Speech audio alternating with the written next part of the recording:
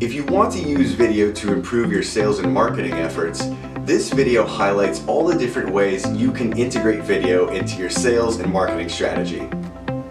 We're going to be covering things at a high level here so that you can understand all the basic elements and ways you can use video. And then in future videos, I'll dig into each of these in more detail so you know how to properly implement them. For this video, the idea is to show you all the areas where video fits into the sales and marketing funnel.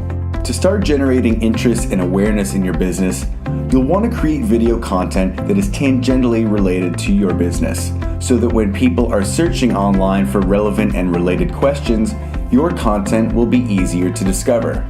For example, Video Igniter is an animated video production company, and we create content about how to make, market, and promote video content, because these are the kinds of topics business owners are searching for. Notice how we don't start by talking about ourselves and what we do.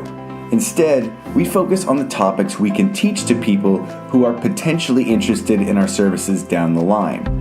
For these kinds of videos, you'll want to feature them on YouTube and your online social channels to make it easy for people to discover you. The next level of content is designed for people who've become aware of your business and want to learn more about who you are, what you do, and what the benefits are of working with you. This kind of video content should reside on your website.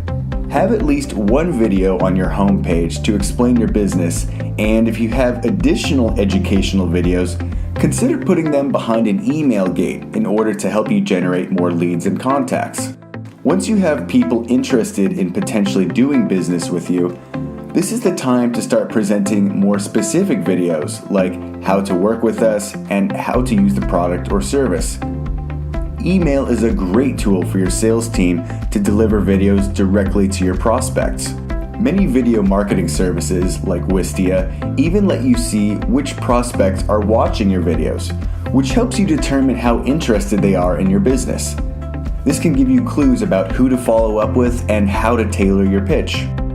The last kind of content you want to create is essentially the same as the first kind, however, it serves a slightly different purpose.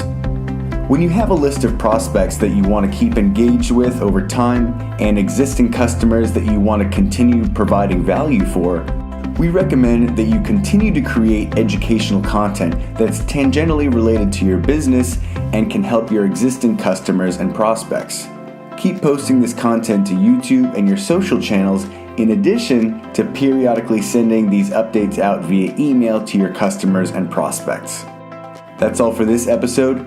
Thank you for watching, and if you want to support this show, share this episode with someone who will find it useful, and you can subscribe or like this content on these channels.